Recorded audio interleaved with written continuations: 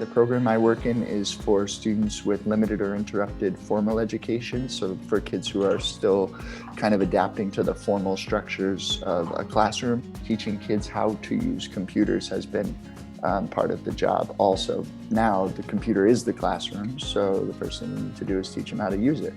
And teaching them how to use it virtually kind of presupposes that they know how to use a computer already. Sometimes it's meant, again, like making a WhatsApp call, a video call, and saying, all right, now show me your computer.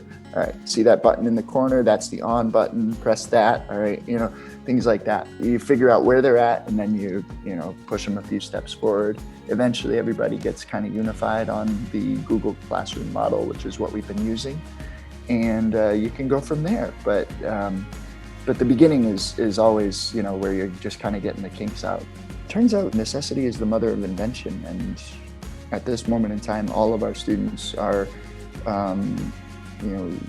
dexterously using computers and navigating the internet and accomplishing pretty, high-level stuff. So, we're very proud of them.